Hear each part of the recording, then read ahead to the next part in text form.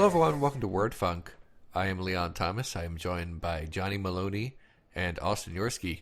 Fellows, how are you feeling this week? I fell over for the first time in a VR game. Oh. You fall on your butt? I fell on my butt. Right on my butt. Yeah. I was playing around in LA Noire for VR, which has the goofiest the goofiest mechanism for ambulatory movement that I've seen in a VR game yet. Where in order to walk in a certain direction, you face that direction and then swing your arms as though you're, walking. Yeah. And then the character just starts going in that direction. So this week I was standing in the police station, and the captain was reaming me out, and I very absent-mindedly tried to brace myself on a desk that didn't exist.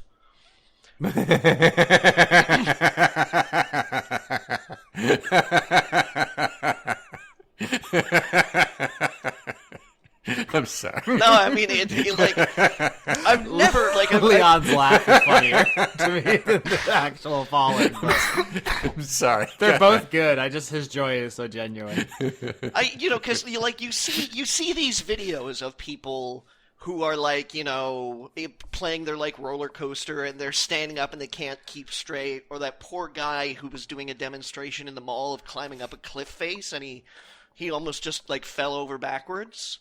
Oh.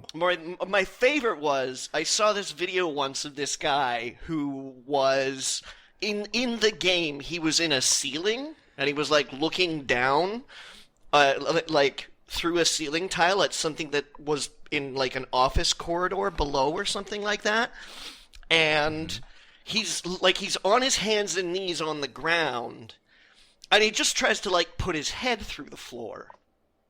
And you see these people, and it's really easy to be not me, right? Right. I'm no idiot. But then, so I had been playing for a couple hours or something like that. I was in deep. And LA Noire probably looks the most realistic of the VR games that I've played. It's still kind of obviously some of the models are a bit janky and the world is not as densely populated as it would be regularly. But yeah, just a brief absent-minded moment, I put my hand on a desk and it just went right through and I fell down, go boom. Are you okay? Yeah, I'm fine. I just kind of I landed on my thigh a little bit, so I gave myself a pretty bad Charlie horse, but ouch. I broke a glass too, which was funny.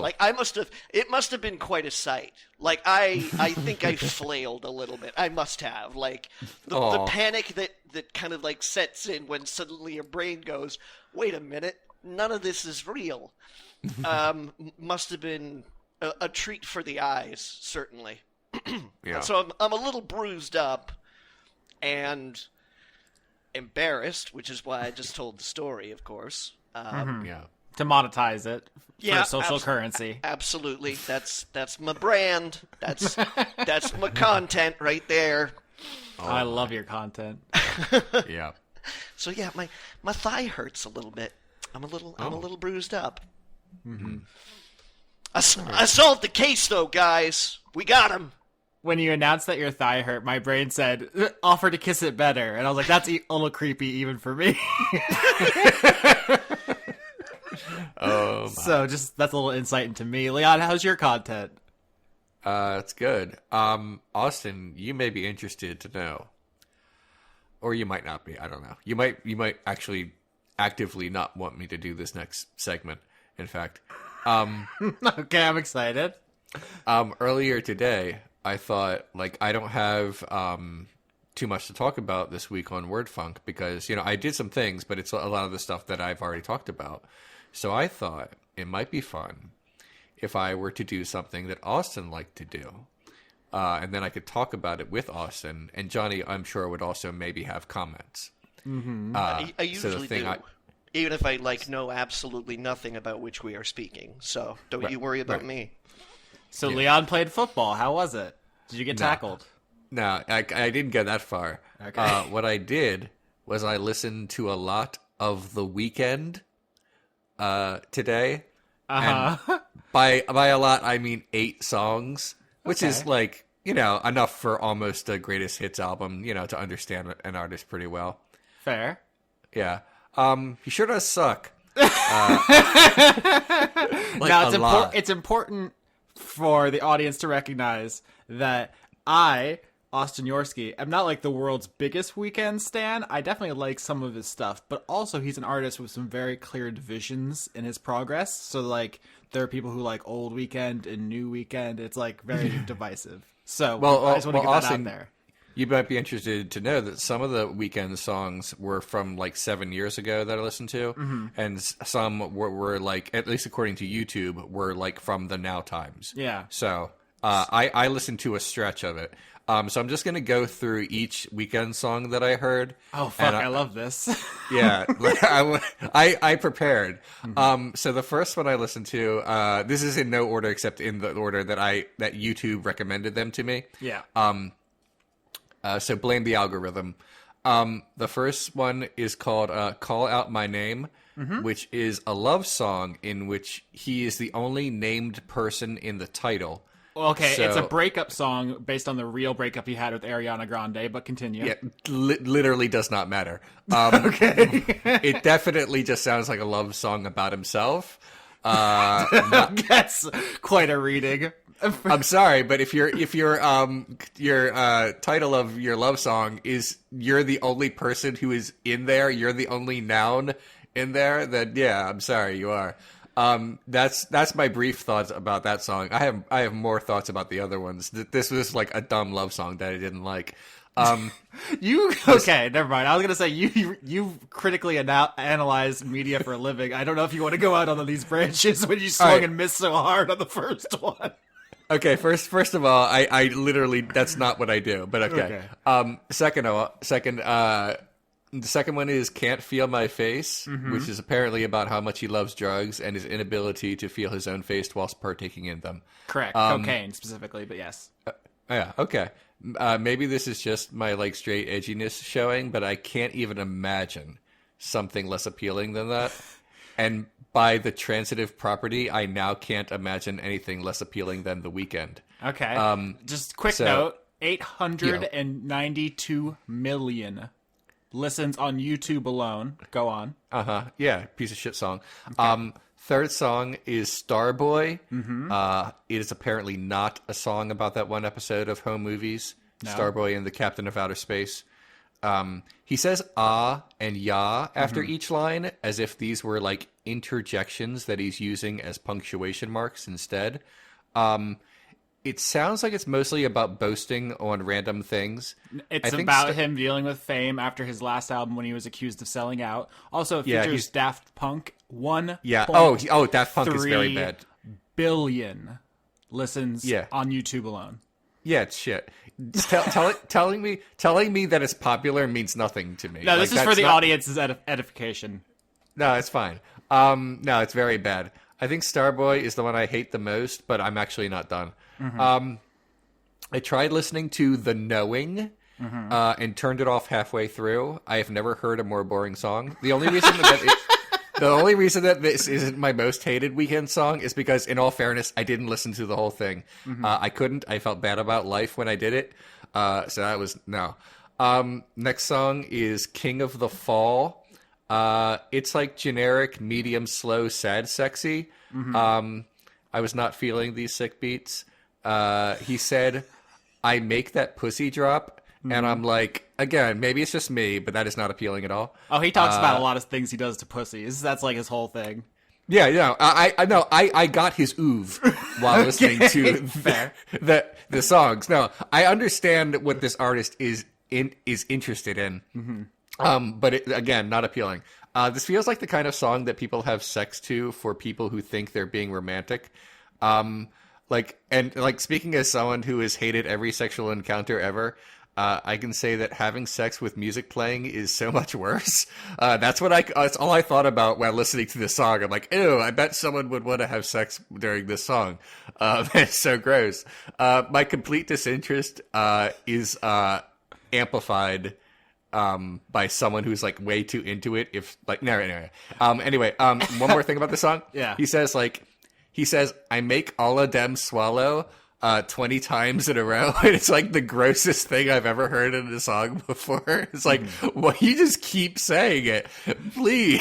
Once was enough. Why is this happening to me and my ears? You listening to an artist who primarily sings about sex is like me listening to an artist who primarily sings about Star Trek. It just feels like a tactical error from the jump. Go on. I understand, but I was this was for you, Austin. This is all for you. I also listened to Wasted Times, but I could barely remember the song while it was playing, let alone now. So no. Next, I think. Oh no, this is the second to last song that I listened to, called "Party Monster." The best thing I can say here is that the thumbnail on YouTube for this song uses the Goosebumps font, so that's cool. It sounded like all his other songs about wanting to have sex with a stripper who loves tequila. And hey, no judgment if you're a sex worker and also enjoy tequila. I'm not about shaming anyone except The Weeknd. Got him. I just don't find this song compelling. He keeps saying he wants to meet a girl who really understands, like he keeps saying that in the song, and that's cool. But he does not explicitly say what she must understand, which makes me think the communication problems are on his end. He even goes as far as to say that, like, he doesn't even know her name. So it's like, you are bad at this. This is all of your fault, The Weeknd. A recurring theme. Yeah. I believe he understands it's his fault. Because it's happened to him enough times, but he also seems like the kind of person who's like, I'm going to keep doing it anyway, because there are no consequences to my actions now that 1 billion people have listened to this song on YouTube. Also, Secrets is bad. I think it's a cover of a better version of the song or a sampling or whatever. It's just some shit. Anyway, I'm done. I feel like 8 songs is enough. You hit most of the singles. I was hoping you listened to The Hills, which is extremely abrasive, but also one of his biggest hits, 1.2 billion on YouTube alone. I'm looking at it right now. Also, when he also sings about his erectile dysfunction in that song, which is fun. Yeah, we already talked about that's just normal dick. Yeah, he's got a case of normal dick. Yeah, he keeps calling women bitches in a lot of his songs, which is not nice. He has a problem. Now, Austin. Yes. You might be quick to say that, like, my interests and disinterests are why I don't appreciate The Weeknd. But as a counter to that, I think my interests and disinterests simply allow me to see through the lie of The Weeknd and not be hypnotized by all his swallow talk. Fair. It took me a while to get into him, honestly. I started a little bit after House of Balloons came out. It was like a big indie hit. Like, my roommate had a House of Balloons poster, and it's like... Oh, my. Huh? Oh, my. He's like, he's a pretty big cultural first. I thought he was corny, and he is. He's corny. His whole, like, oh, I'm the biggest swinging dick around. I have all the sex and drugs. Look how cool I am. But then, it's almost like a Kanye thing, and we'll fucking get there. But it's almost like Kanye thing of where there's this level of sadness and, like, recognition that he is a destructive force in everyone's lives that is compelling.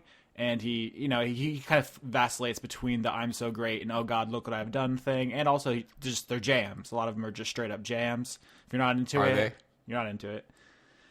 Okay. I mean, he worked with Daft Punk. They're jams. Like, they just are. God, I can't stand that. Which bunch part? Of robots. You can't stand Daft Punk? No, not a fan even in the slightest. Oh, we've solved the mystery, folks. It's very bad. So yeah, anyway, not for me in the slightest. I think it's very shit. But you do what you want, and thanks for the goosebumps. I forgot about the Goosebumps font. It's very good. It was literally the most excited I was throughout this entire thing.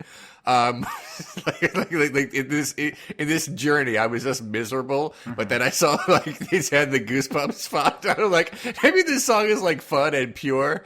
But no, it was gross. That was his grossest one. When he really hit mainstream, was like doing like the biggest numbers any person has done basically in decades. He had the dumbest haircut a human being could have, which really I mean, I guess you could say it was part of the success story because it was just such an attention-grabbing thing, but it also made him very hard to take seriously. And then he killed himself in a video wearing it. Like, his new image killed his old image. It was actually in the Starboy video, but...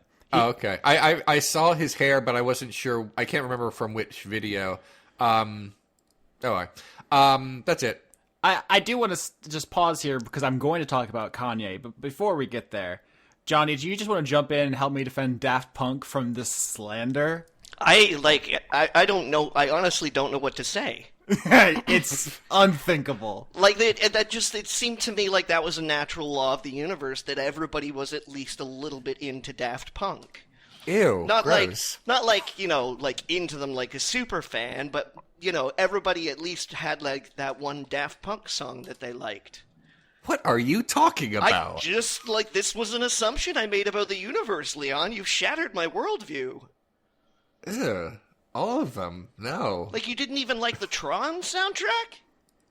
I didn't even watch Tron 2. That doesn't mean that you didn't like the soundtrack. That's true, but I I didn't know even a lot listen. of people that didn't watch Tron Legacy that loved the I didn't watch soundtrack. I didn't listen to it. I didn't listen to that. I listened. I've heard their songs, the Get Lucky and the Around the World and that stuff. No, not even a little. Oh gosh, it's very. This is monstrous. Makes my skin crawl. What the fuck? How come we've been podcasting with a monster this whole time and we didn't know? I'm quite taken aback. But I'm sorry, but I'm sorry, but just I've never heard anyone. You don't have to apologize. The thing is that you've shattered like every expectation I've had of this universe. Like, no, I just don't know anymore. You've shattered my expectation of the universe because I've never heard anyone talk about how much they like Daft Punk before. Well, I mean, like, this is the thing: is that there are some people who are like really into Daft Punk.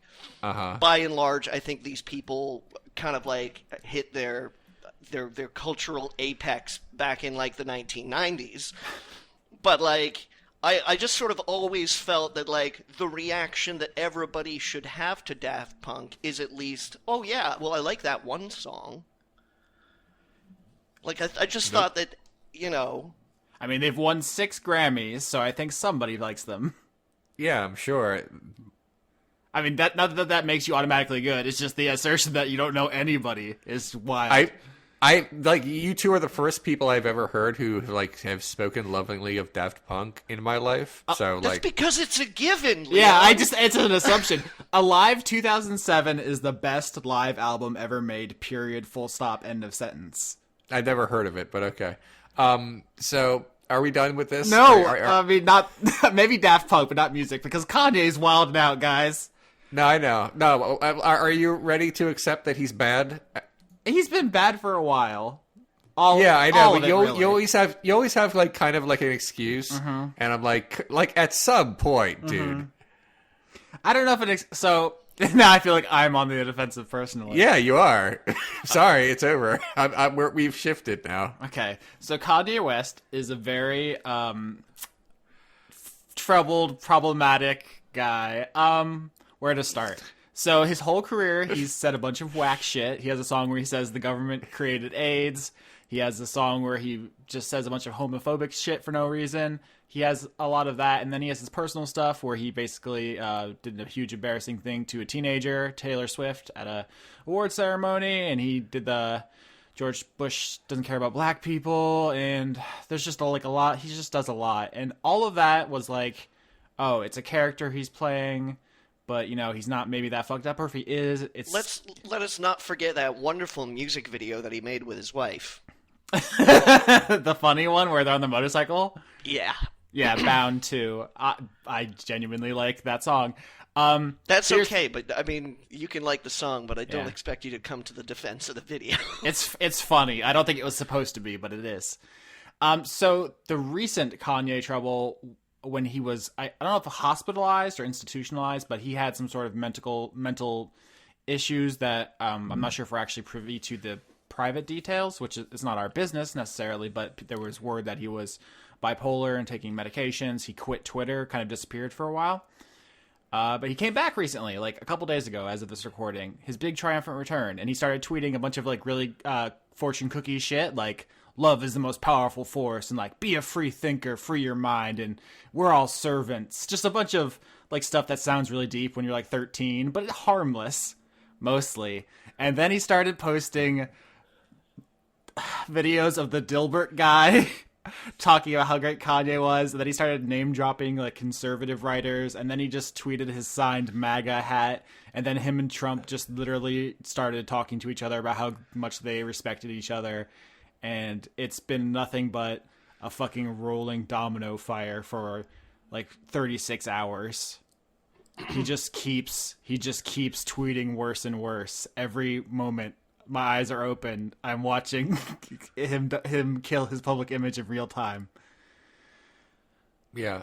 He said in response to this, I didn't know it was happening as much as others and I didn't realize this until this was happening. But sometime last year, I think I blocked Kanye West just because I was sick of people retweeting his bullshit at me, and that's the only way to make it stop. But yeah, I eventually figured out what was going on, and his response to this was, "Hey, I don't agree with Trump 100% of the time. I only agree with myself 100% of the time." And I'm like, okay, two things about that. First of all, that doesn't mean anything because that can be said of anyone, even someone with whom I share very similar opinions and political ideals. I could say I don't agree with them 100% of the time. So that, just as a blanket statement, doesn't tell us anything about what specifically you disagree. Yeah. So that's the first thing. Second of all, I don't agree with myself 100% of the time. What are you talking about? What is the matter with you? You don't have any like immediate regrets? Like I said, a lot of it's faux philosophical, like Fight Club monologue shit, where he's just like, you can't let the thought police control your mind waves. It's just nothing garbage. And he does that a lot. That's just kind of a thing he's done most of his career, is like, there's actually a very funny video someone did of a bunch of his interviews set to music, where he's just talking about like he has his own language, and racism is a bouncing ball in a room with two cats, and it's just like all of his stuff is cryptic gibberish. And maybe that's mental illness, maybe he thinks he sounds smarter than he is. I don't know, I'm not qualified to make that distinction. But then he uses that to parlay into basically conservative garbage, which he thinks makes him sound rebellious. Like, I'm doing a little bit of psychoanalyzing here, but that's kind of this, they're literally calling it the Dark Enlightenment. Do you guys know about this thing? No. It's this like pseudo-philosophical like young conservative movement of mostly YouTubers, of these people who are like, the people who say that conservatism is the new punk. Yeah, basically. Kind of it's like, okay. the cucked libs won't tell you the real truth. We're out here, we're doing a new enlightenment, but it's dark and edgy. We have the real truth. The thought police won't let you think these thoughts. We're out here giving realness. He's even says something. I'm aware of this. I'd never heard it referred to as the Dark Enlightenment, though. Yeah, that's what they call themselves. Because that just sounds fucking ridiculous. Yeah, I usually just call them alt-right YouTubers. Yeah. And analogs of alt-right people. Yeah, it's like a Venn diagram of a couple of different, like it's like the incel community and the fucking MAGA chuds and the libertarians, and there's various overlaps. So like all the people that you want to invite to parties.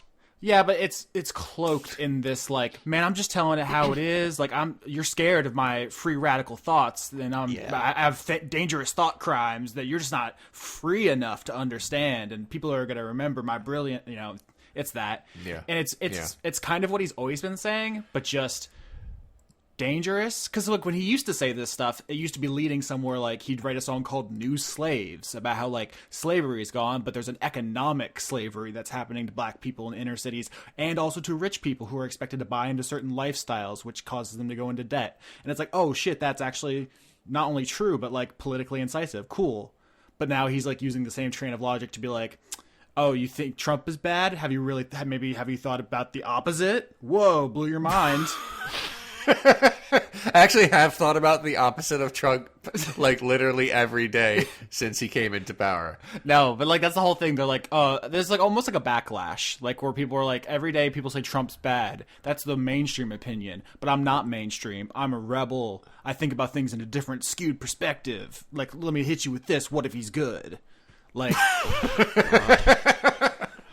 it's because it is basically mainstream against with people of morals and conviction to be anti-conservative, and it does make conservatism seem edgier, I guess, which is a branding thing they've been pushing for years, and it's never really caught on until they are now the man because they have the White House. And I don't know, it's a lot, man, and it sucks because you listen to his lyrics, he clearly understands like the dynamics of racism in this country. It's like half of his career is talking about basically this shit, and he had the big moment. George Bush doesn't care about black people. Like he points it out, and then suddenly he just flips. And maybe, like I said, I'm not qualified to diagnose him as actually mentally ill. Maybe he just has so much money that he sees his tax bill and he's mad, which is what happens to a lot of rich people. They get the brain worm when they have to start caring about other people. I've argued on the show before that having too much money is basically a mental condition in and of itself, because it changes how you view other people. And he could just have rich guy disease. I don't know. But he's bad now. Or always, or I don't know. You know how I feel. Yeah. Yeah. I would rather eat my own fingers live than have the separating the art from the artist conversation again for the 100 millionth time in our career. No, I know. But like earlier, he was tweeting about how he wants to meet Tim Cook, the guy who's in charge of Apple right now, and just effusively talking about how like Tim Cook's so cool. And it's like, what do you have in common with him? Oh, you're both rich. Like, he likes Trump because he's rich. He likes Tim Cook because they're rich and because they're not accountable. That's what is attractive. Like, maybe this is armchair psychology, but everything about his actual words and stuff is about he doesn't want to be accountable to people, and he likes other people who don't act accountable. But I'm looking at his feed here, and like he says, nothing changed after Obama was in that White House for 8 years. And when you think about what I think about when I think about Obama is basically he was a pretty status quo kind of president. Like his biggest scandal was like wearing the wrong tie or like saluting wearing holding a coffee cup or whatever. He mostly just carried on our terrifying security panopticon and drone strike programs and deportations and a lot of other bad stuff. And like, so I could get that criticism, but where it feels like it's coming from for Kanye is like Obama was just like nice and didn't get anything done. He wasn't like cool and visionary. And Trump, yeah, he's racist, obviously and openly, but like he just says what he wants, man. Was it Shania Twain who did this too, like 2 days ago, saying she wished she could have voted for Trump because she's Canadian? But it's just like he just tells it like it is. Like, yeah, I mean, like Clinton might be nicer, but she's just like a politician, man. And it's just like all these rich people who value just like this. Literally, Kanye gave it a name. He said it's dragon energy is what he respects about Trump. Yeah, and I'm sorry, but I get what you're saying. That I can understand that, like from his perspective, that makes sense. It still doesn't, though. No, it's wildly immoral. But right, I guess I'm trying to contextualize his comments because if you're not fucking in the shit like I am, it just seems like ravings of a gibberish like English as a second language person. It's cult of personality is what it is. Like it's just it's being drawn to the guy not because of his ideas, but just because of the way that he presents himself. You know.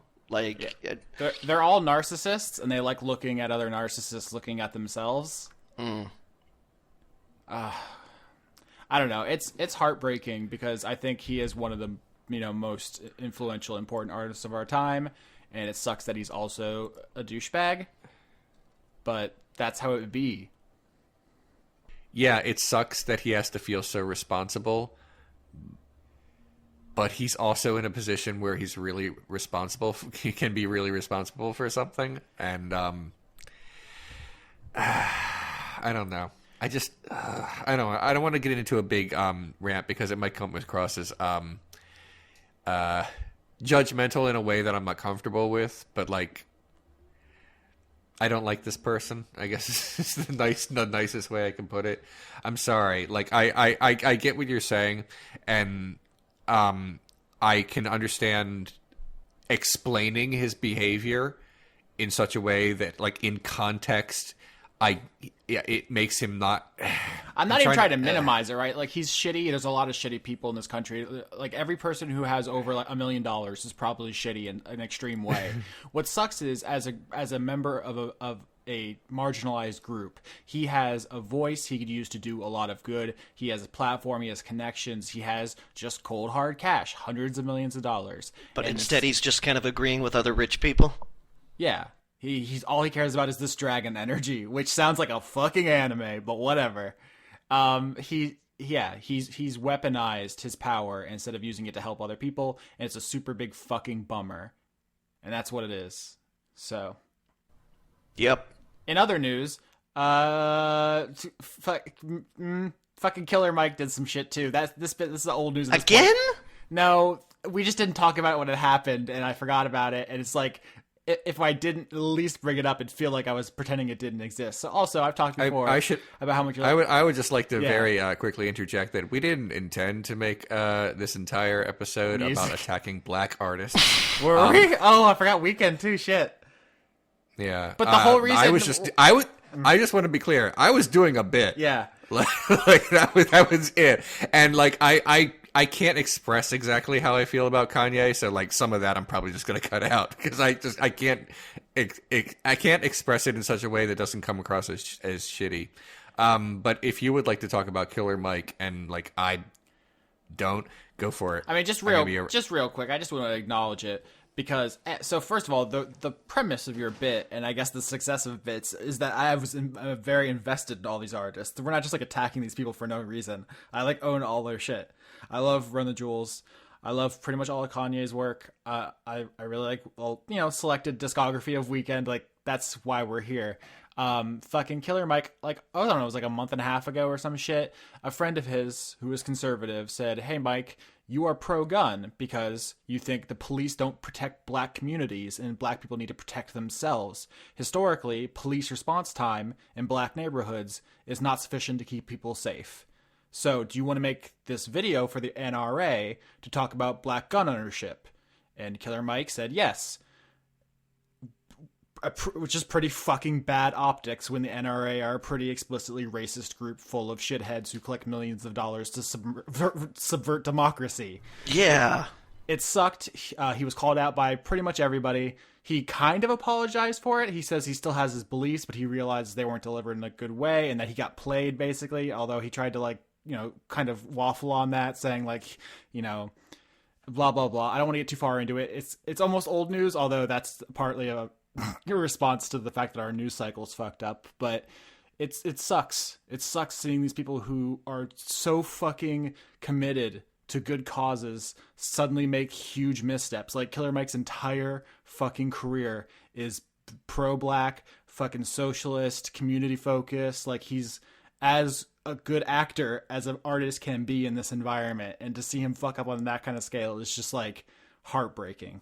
I mean, he did walk it back in a way Kanye never fucking would ever in a million years. So that's a thing. But that did happen, and I'm not just going to pretend it didn't, because I talk up Run the Jewels on this show like every month or so. So that's out there.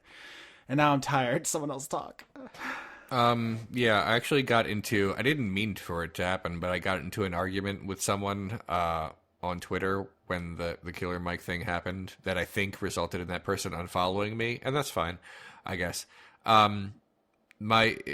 His point was Killer Mike's point, that Mike thinks that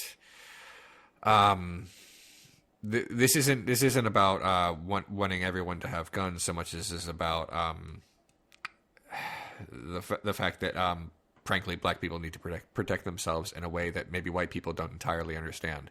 And I'm like, okay, fair, you can definitely feel that way, but you're doing a commercial for the NRA. Mm-hmm.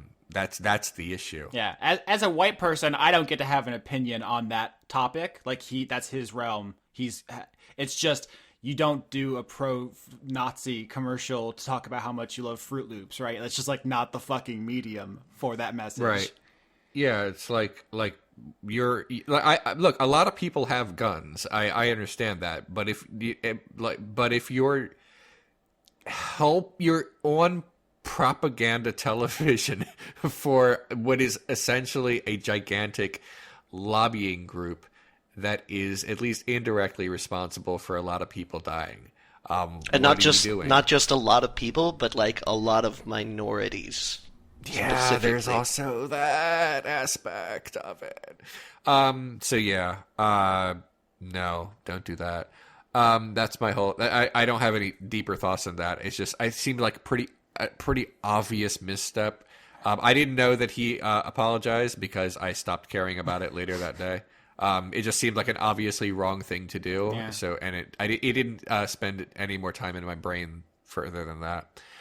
But I mean, I've known he's had that view this entire time, and he's something that like I can maybe contrary to what the show seems like, I can disagree with people. I'm not so fucking stuck in my bubble that like I often talk about like Paul Ryan and stuff. Like, this person is literally the devil. We can never agree on anything. Anyone who even slightly concedes a point with him is fucking dead to me. But like, I'm playing up a little bit, and also some of these people are garbage.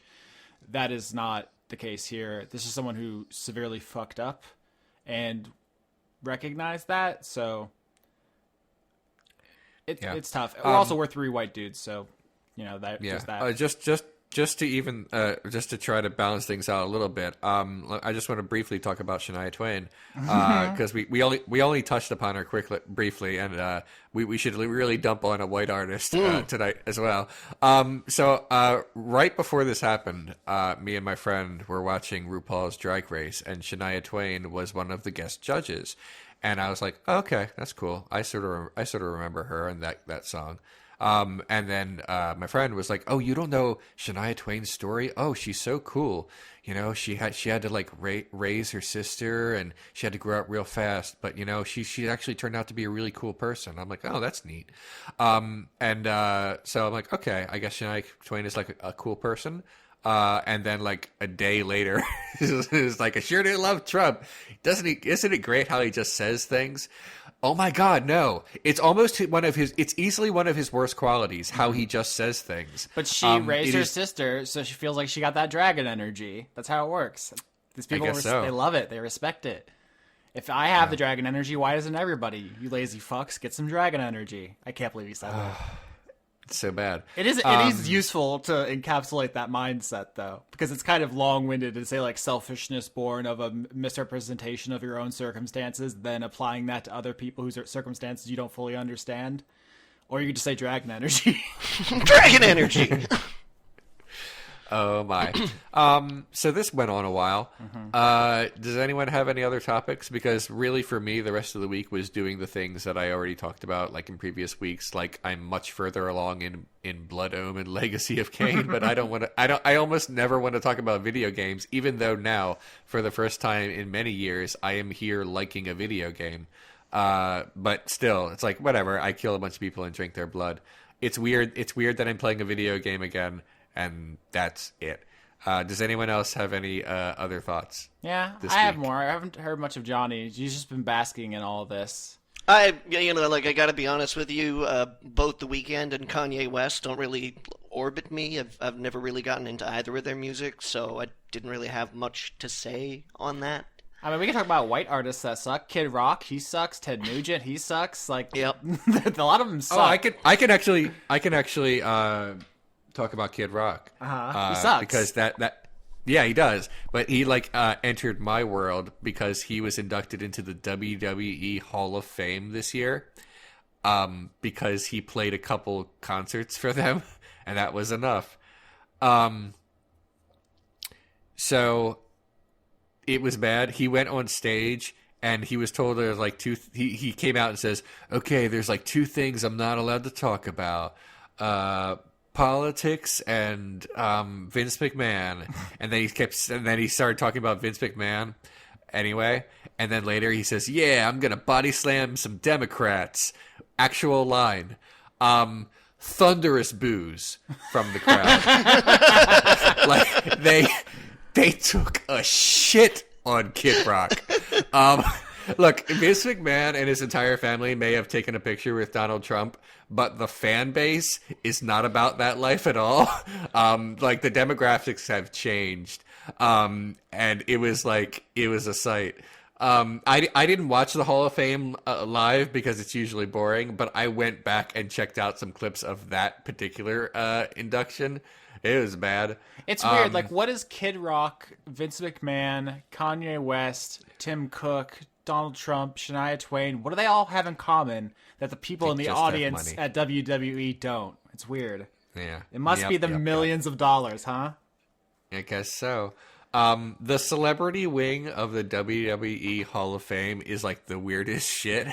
It's usually just like someone who guest starred on an episode of Raw at some point, because there's only like back in the 80s, there was this thing called like the Rock and Wrestling Connection, where like they were really into bringing in like Cyndi Lauper and Mr. T and some other like cool celebrities to like legitimize the pseudo sport.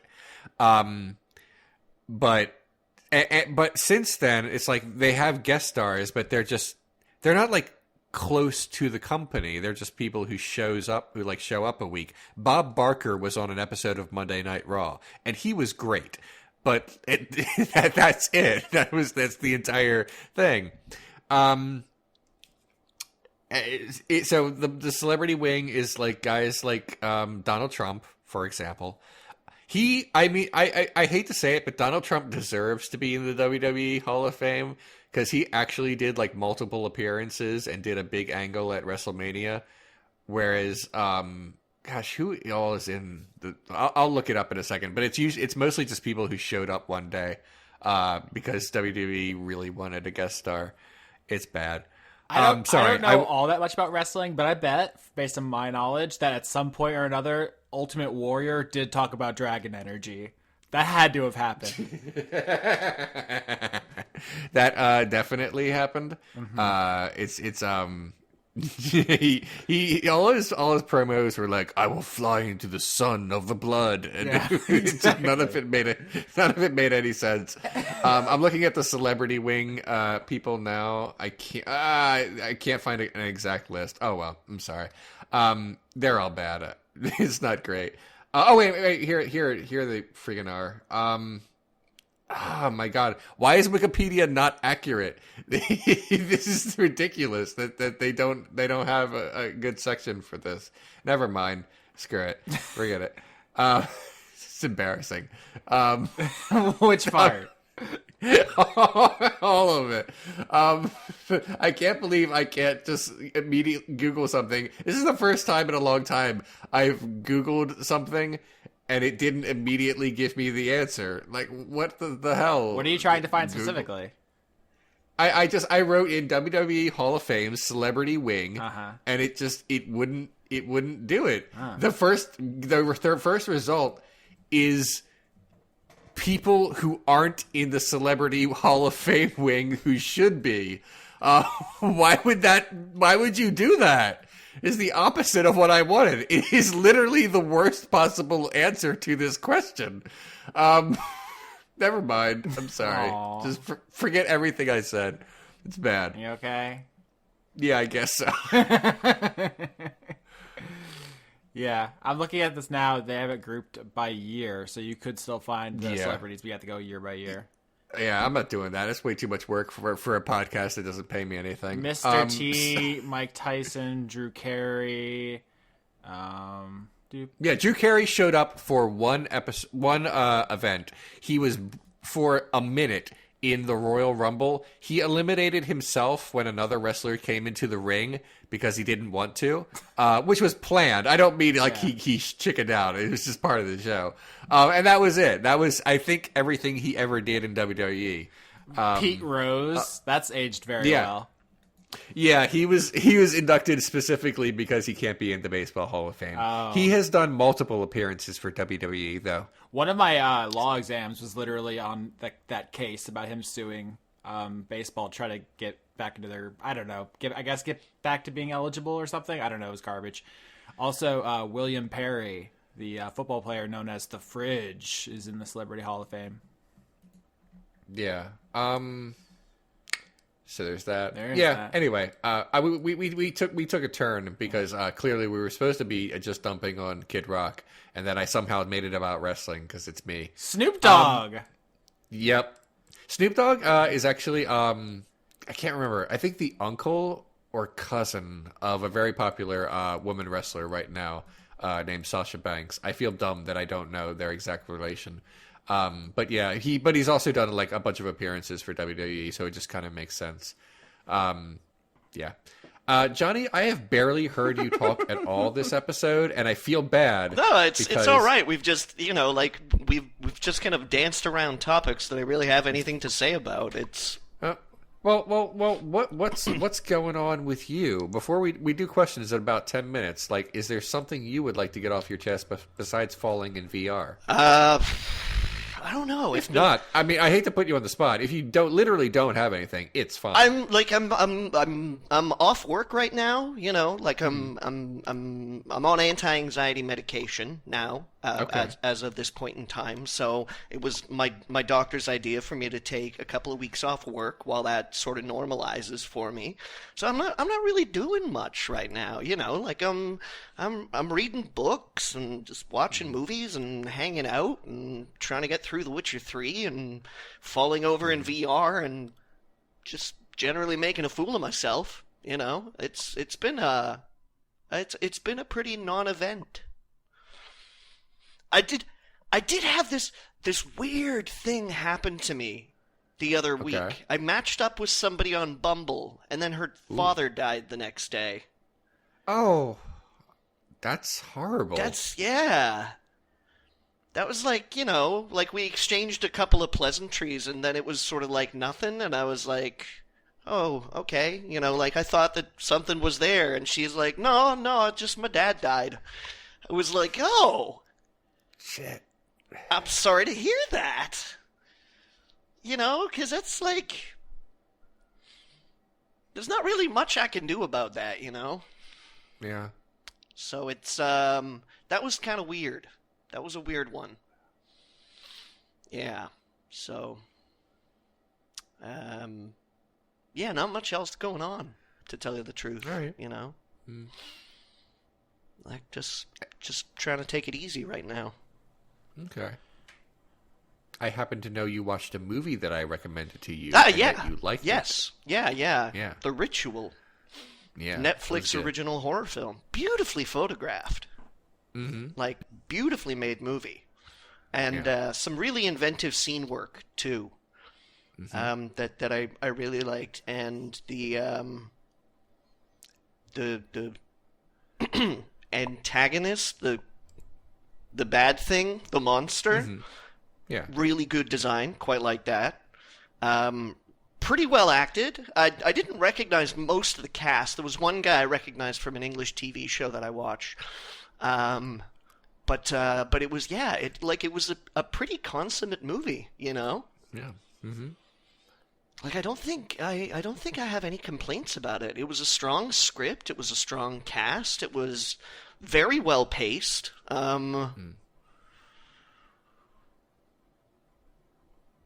Yeah, I mean, I liked it. Yeah, me too. I thought it was great. Yeah, absolutely. Right. It just occurred to me that as of this recording, none of us have seen Avengers Infinity War, but by the time this is released, people may have. And so if you're curious about why you haven't talked about it, that's probably next episode, right? Are we all seeing it for next recording? Yeah, I mean, I'm seeing it Friday morning in a very early show. But yeah, for everyone listening to this, we record this Wednesday night. The earliest anyone can really see it is Thursday night. Mm-hmm. But most people are just going to go Friday. Yeah, I'm definitely going to see it. I'm looking forward to it, but usually when I go to see movies these days, I see them like a bit after they've been in theaters, and usually like at a showing that very few people are going to be there. Mm-hmm. That's just kind of how I prefer to do things. Yeah, that's my MO you're describing right there. Yeah. 11 o'clock at night shows on like a Wednesday or something like that. Yeah. And one of the reasons I do it not just because I like don't like people or anything, although that might be part of it. But lately, the reason I've been doing that is because most of the movie chains in my area have started doing reserved seating, which is apparently how they do it almost everywhere else in the world.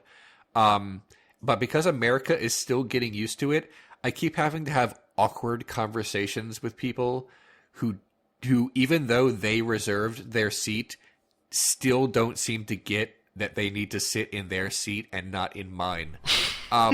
It's it's impossible to not know that you have reserved your seat, because if you do it at the theater, like an attendant has to guide you through it. And if you do it online, you literally have to click on your seat and it says like, are you sure you want to go here?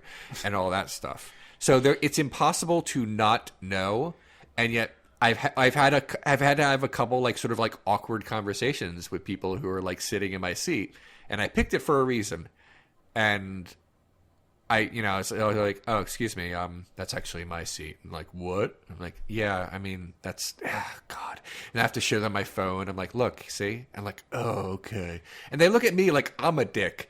Like, I didn't institute this rule, for one thing. And second of all, this is on you. You had to go through the exact same procedure. Right. We're all equal under this rule, okay? That's all there is to it.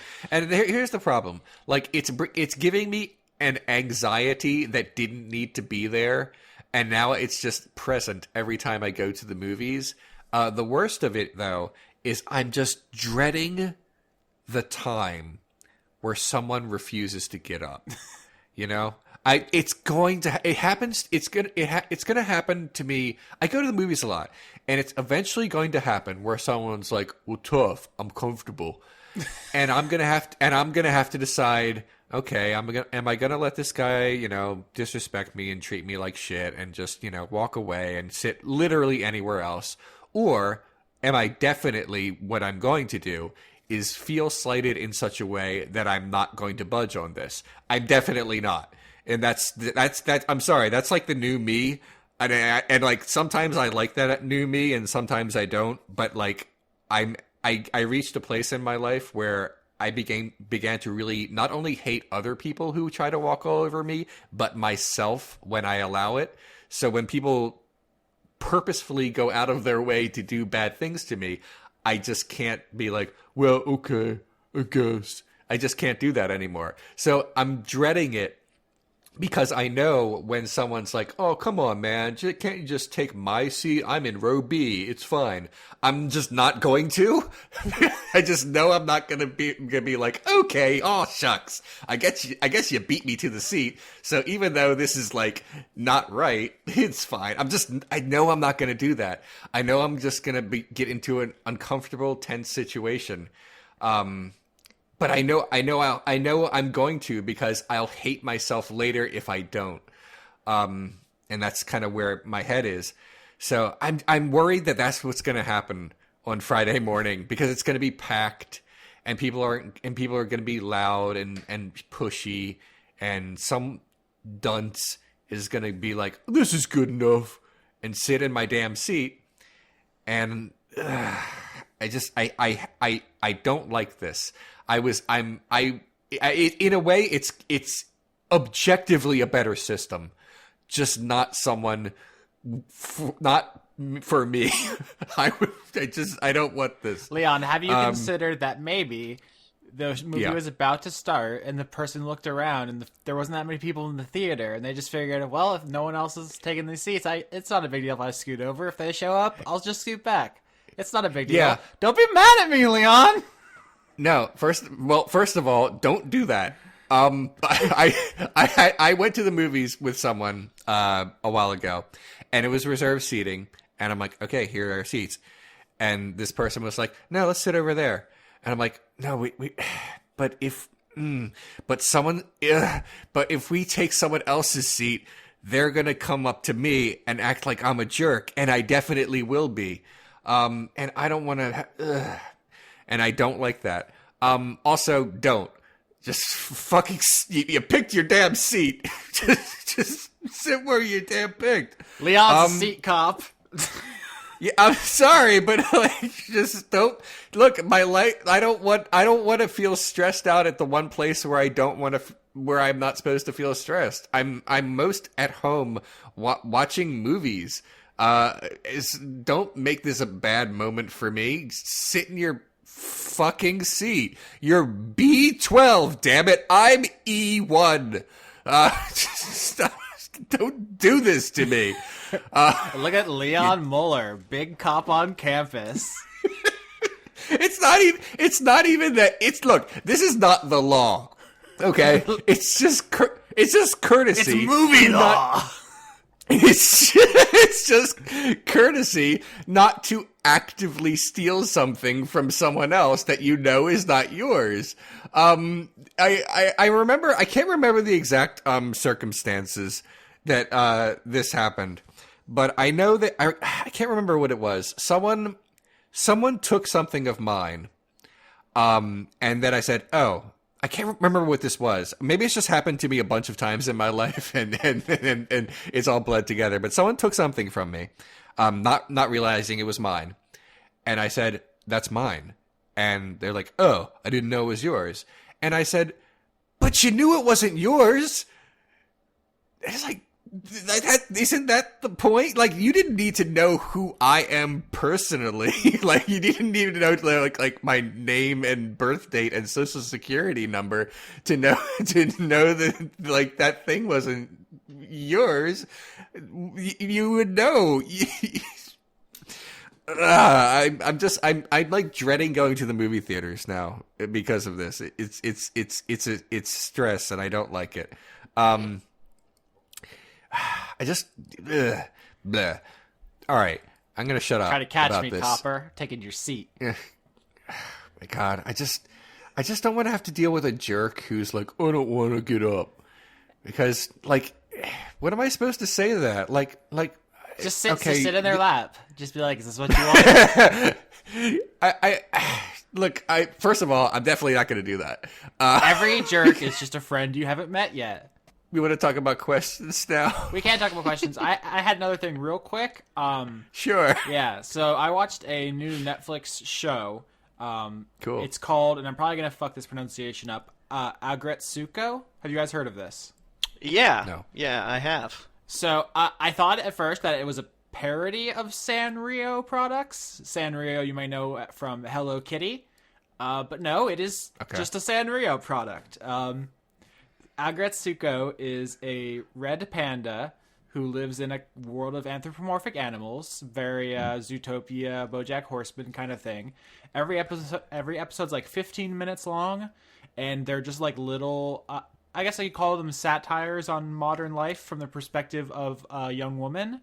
The title character is like I said, a red panda, but like her gimmick, I guess you could say, is that she's like a mild-mannered office worker by day, and at night she goes to karaoke and sings death metal, which is like a cute little like, you know, expectations reversal, and that was fine. I thought that was like all the show was going to be, but actually there's some pretty good social commentary stuff in there. It's like a very Animal Farm, like the sexist boss is a pig, because of course he is. Yeah. Like the yoga instructor is a kangaroo because of how like jacked they are in real life and stuff.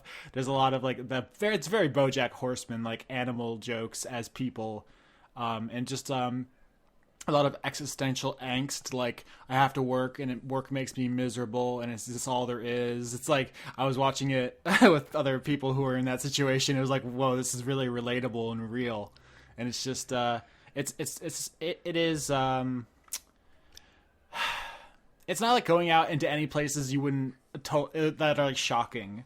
But when I saw it was Sanrio, I was like, oh, the Hello Kitty people, I'm sure this will be like as softball as humanly possible. But like it does go there. What have you guys heard about this thing? Because it's very weird that Netflix bought it or, you know, paid for it. Only that people have been surprised by it. Everything that I've read about it is that people have been pleasantly surprised with it, and that's why I put it on my list, because I was like, oh, okay, well, you know. But yeah, that's it. That's all I've heard. Yeah, and that's pretty much all that it is, which is fine. There's not like a big thing to go into. Like I said, every episode's only 15 minutes, so you get in, you get out.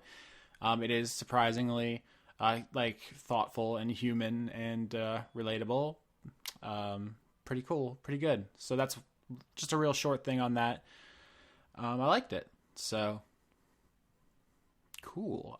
I assume none of us have like deep thoughts on Hello Kitty. Not our demographic, probably. Not especially. No. Let's see here. Question time. First question comes from Creature. Hi, Creature. Who asks, has Leon seen any pro wrestling Eve? Parentheses, less problematic wrestling. No, heard of it, but I haven't seen any of it. Apparently, it's women's wrestling, independent promotion. Mm-hmm. Apparently, leftist feminist. But I haven't. That's like literally everything I know about it. I just haven't yet. There's so much. It's wild out there right now. Also. Like, like with wrestling, like every small time independent company can still have like an on demand service or a YouTube channel where like everyone in the world can watch their like show from like the middle of nowhere in Georgia or something. So like every company that wants to can have like a worldwide product, even if it's like 100 people show up to the shows. So it's weird, but it's also cool. It's kind of like it's like the new version of the way wrestling was like back in the 70s and 80s, where there were like a bunch of like really successful territories all over the country. And then Vince McMahon like gobbled them all up. Yeah, it sounds like when YouTube started and it was like, oh, we've democratized this medium, and then eventually the corporations just eat them all up. Mm-hmm. But yeah, to answer the actual question, no, unfortunately, I have not. All right, next question. Faltering Footsteps asks, favorite female-fronted bands / solo artists? Ooh, the Bangles.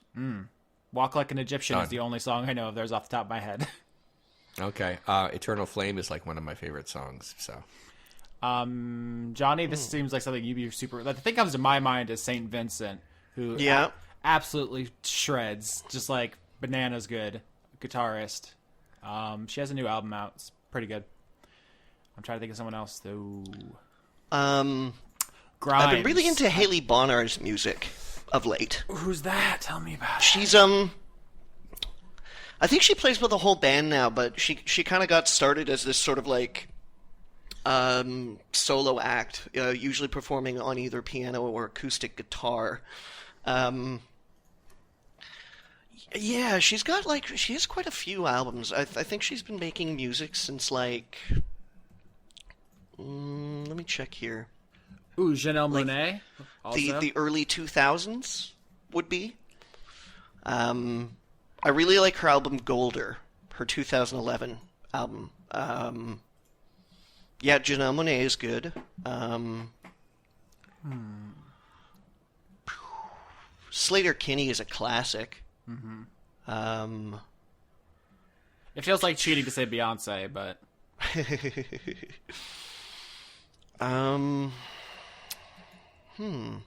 Yeah. Purity Ring has they don't have really a front man in a like big way, but the female is a vocalist. I can't remember her name off the top of my head. I guess my favorite might be Devix. Because even though Dustin O'Halloran does do a little bit of singing, ostensibly, really, it's mostly all Sarah Love. Because like Devix are like one of my favorite bands of ever. So yeah, they're probably my favorite female fronted band. Anything else, Leon, you can think of? Nope. I feel like I nailed it at the Bangles. Okay. Fair enough. Rocked it. All right. Next question. Beep, beep, boop, doop, doop, boop. Okay, hopefully this makes sense. Cormac O'Sullivan asks, is there anyone currently in NXT Leon is particularly enamored with? Hashtag parentheses wrestling. Okay, that's neat. We mentioned Johnny Gargano and Tommaso Ciampa, I think, the other day. So thinking of other guys, I really love Roderick Strong. He was big in Ring of Honor for a long time, and then they brought him into WWE, brought him into their company because that's what they do. And he's sort of been like languishing in like the middle of the pack for a long time, and they're finally doing something with him now, and that's great because he's very good. And there's nothing else to teach this guy, so like, why is he still in developmental? Ditto for Cassius Ohno, who used to go by Chris Hero. I love him a lot, and they're just not doing enough with him. So shout out to them. Some of the obvious names like Velveteen Dream, who is the best, and Aleister Black are obviously going to be huge stars, but like some of the middle of the road, well, they're not middle of the road in terms of their talent, just like how they're presented, are some of the guys I like the most. So yeah. By the way, Velveteen Dream is very, very good. He's basically Prince. His whole gimmick is that he's very purple, and his tights are always like sexually provocative. He had an entire feud with Aleister Black, where his whole feud was like, I want you to say my name. And Black was like, no. He's like, you're going to. And that was the whole feud. He's like, he demanded it. And Aleister was like, I'm not going to give you the attention. And it was like very erotic. And then Velveteen Dream comes to the ring with tights that are like designed with Aleister Black's face on the crotch. So he was like gyrating around the whole match, and they had a really good match. And Black won. But after the match, he granted his request because he was impressed with his ability in the ring, even in defeat. And he said Velveteen Dream's name, and the crowd went crazy. It was very good. So that's a thing that I like. That's it. That's what I have to say about that. I took a quick look at my iTunes to try to figure out any other female artists and bands I missed. I got picked up No Doubt, Joan Jett, and Rihanna in there. So just put that out there. Next question. Benj, Corrupted Record on Twitter asks, do you think it's useful or important to read or watch things that hold different ideological values to you? For example, me and my friends read the Daily Mail, the British print version of Fox News. I get enough of excerpts and whatnot from the worst people on my social media on a pretty consistent basis. Yeah, I don't know. So, the excerpts, though, they're cherry picking the most outrageous stuff. Though I think if you really want to engage with it, like I've read a lot of Ayn Rand, Leon. I think you have too. I read the entire Atlas Shrugged. I mean, it was for an episode, but yeah, like yeah. So yes, I mean, I have very much. I've read a lot of stuff from people who are bad, yeah, are wrong. And since I have to read a lot about philosophy on a pretty regular basis and politics on a pretty regular basis, I am familiar with everything I think is wrong, as it turns out, because that's part of my life. I don't go out of my way to watch hours of Fox News. That's true. But there is only so many hours in the day, and I already have a pretty good idea of what social conservatism is. I don't need to constantly be reminded of what the platform is, as it turns out. So there's that. How are you going to know what poison really feels like unless you drink some yourself? Yeah. It is important not to be in a complete echo chamber and to expose yourself to other ideas, but it's also, as Johnny has mentioned before, quoting someone else, keep an open mind, but not so open that your brain falls out. That's like that would be my advice as well. Yeah. I think it is important to expose yourself to a wide range of ideas, including ones you might find distasteful. The main problem is what passes for like the other side, quote unquote, in American politics has no substance. Like it's not a battle between one or two different equal ideologies that happen to be opposed. There are just like a bunch of people who are super wrong. Like I've looked into it, I checked, they're wrong. And, like, I don't need to keep looking at the wrongness. I've already looked at it, and I've identified it as wrong. And so, like, I'm able to move on. For me, it's like an ideological battle between, like, mainstream Democrats and everything to the left of them. That's, like, the actual two sides that I'm interested in. I should mention that I exposed myself to some pretty nasty stuff recently.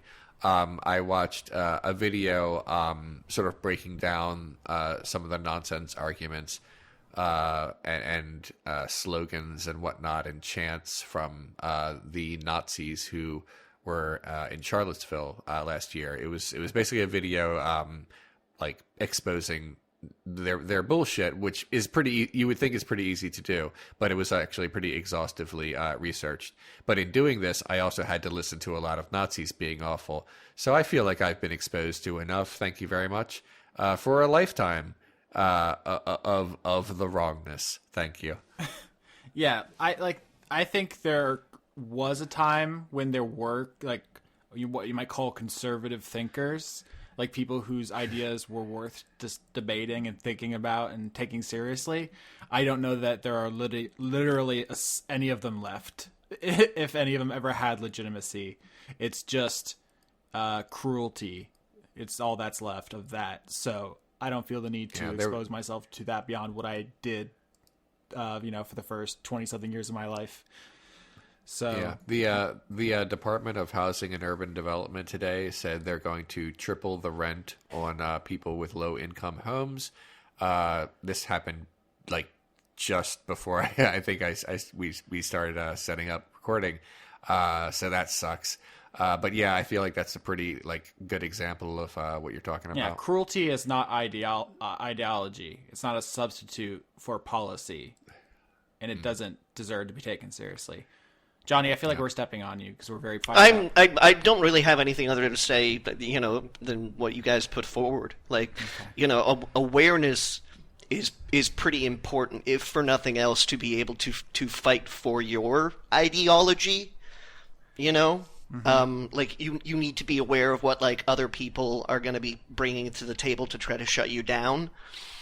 But then, like, at the same time, you can't just, like, wander into the wrong place of Reddit and be like, somebody educate me, because they will take that as an invitation that you're looking to switch sides. Oh, yeah. I guess maybe the last person who I strongly disagree with, who had ideas worth engaging with, I might say, would have been Supreme Court Justice Scalia. I've read just an unconscionable amount of his writing. And he is cruel, but there were parts of it that were worth reading and thinking about, which I feel like is something that they don't bother with anymore. But maybe that was like the last bastion of that tradition, going back to like John Locke or something, where like, oh, this is worth, study, but not anymore. So, yeah. Maybe more interesting question for people who hate politics. Book of Love on Twitter asks, thoughts on Doctor Who, parentheses, sci-fi? I don't like it, the end. Yeah. I keep trying to like it because it seems like it would be like it would be like a neat thing to get into, because there's like decades of like stuff. So you'd never really run out of Doctor Who if you just got into it yesterday. It would take a whole long time. But yeah, I keep trying to like it, and it always leaves me cold. So Doctor Who is a lot like Star Trek in that it's kind of a platform for storytelling. Instead of like every week there's a new planet, and on this planet they do it this way. It's just like, oh, this is a new time and dimension where they do it this way. Let's explore that. I think Doctor Who is very, very hit and miss. Having seen like dozens of episodes, or maybe more than that, honestly. I've seen all of Tennant, all of Eccleston, all of whoever, it's Matt Smith, and most of the guy after Matt Smith, and then some old stuff too. There's some phenomenal episodes in there, and then there's some that suck worse than anything in Star Trek. So it's really highs and lows, and I think my understanding is that it comes down to Moffat, the guy who was in charge of writing it for a long time, who has a lot of gross ideas, and he states them pretty openly. I'm just gonna say it, he's a misogynist and he sucks. Yeah. And that rubs off in the show in a lot of gross ways. But their gems in there are some of the best episodes of TV. So it sucks that it couldn't be more consistent because it's such a cool platform for sci-fi storytelling. But if I had to compare it to its closest cousin, Star Trek, I'd say Star Trek has good and bad, but it's more of like in the middle of range, where Doctor Who is just wildly good and just abysmally bad. So that's my Doctor Who breakdown. I've actually seen a lot of it now that I think about it. Well, I mean, unless you've seen like decades worth of it, it could be argued that you haven't seen a lot of it. I've gone back and watched it on Netflix. They had like I watched the first couple seasons too, like the black and white stuff, where it's like, let's talk about mummies, and like like it was almost educational in some of the early seasons. Yeah, well, that was the premise of the show originally, and then it was not. Yeah, Johnny. I got nothing. You nailed it. No, like you really did. You took the words right out of my mouth. I watched all the modern Doctor Who up until Matt Smith. I didn't get past Matt Smith, and then I just kind of like lost interest. It like that wildly fluctuating writing that you're talking about became so pronounced for me in the Matt Smith seasons that I lost energy. I could never get into classic Doctor Who. I just couldn't, like it was way too tinny, way too just like public broadcasting. It did have a budget, huh? Yeah. It is such a strange show though, because like depending on what doctor you're dealing with, like just the tone of the show can change so much. Yeah. Yeah, which is kind of the appeal in some ways, because it lets it be different shows every once in a while. But like Peter Capaldi is an incredible actor. I loved watching him, but it was like watching him being tortured through the scripts he was given. And it became like a horror experience for me as someone having to watch him go through that. Mm-hmm. He was like, oh God, someone save him. Please, they got a paratrooper in there and grab him up. They're making him do this. All right.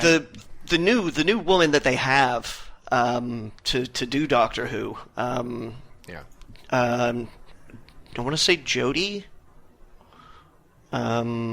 Whittaker. Yeah. It's Jodie Whittaker. Yeah, and she's an amazing actor. She's great. I really like her in just about everything that I've seen her in. So I might be convinced to go back and see how Jodie Whittaker shapes out as the Doctor. Yeah, I'm definitely gonna watch it. A, to support the casting decision, and B, because I think Moffat's gone, so I want to give it another shot. Definitely. Yeah.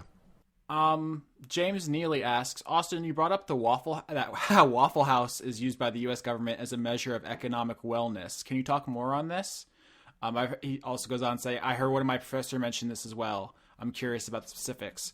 So there's something called the Waffle House Index, which is, I'm actually on the Wikipedia page now, so this is public information, but in 2011, the director of the Federal Emergency Management Agency, FEMA, informally coined this kind of thing, which is just that Waffle Houses are ubiquitous. It's a restaurant, for those who don't know. They're everywhere in America along all the highways, and they're just incredibly, incredibly resilient.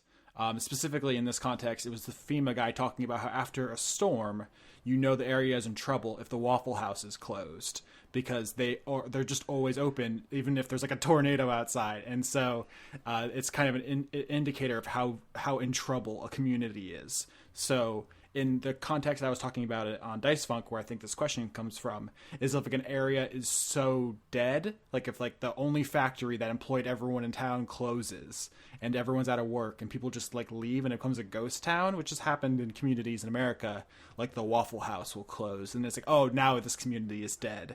But it was coined in response to specifically tornadoes and hurricanes. But I wonder if Waffle House is like a thing that other countries have. Johnny, do you have Waffle House in Canada? No, I don't think we have Waffle House in Canada. Oh, that's so we have weird. we have breakfast joints like the International House of Pancakes and sure. Well, that's international. But I do not think that we actually get Waffle Houses in Canada. Although, there are a couple of United States restaurants that are only sort of like regionally available in Canada. Canada has just some super weird you cannot. I don't think there's a Red Lobster in any of British Columbia. I don't think there is. Huh. Gotta get those cheddar biscuits, though. But then they're, everywhere in Ontario.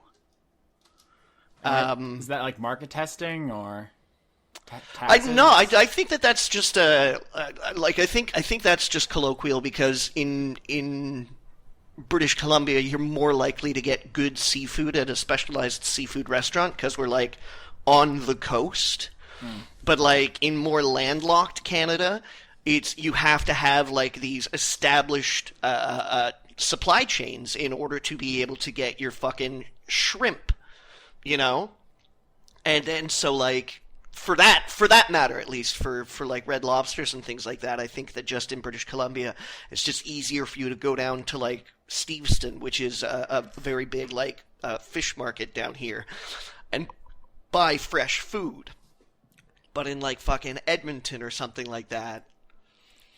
So yeah, I don't know. Maybe we do have Waffle Houses in Canada. I know that there is a place called a Waffle House restaurant, or just Waffle House restaurant in British Columbia, but I don't think that it's the same chain.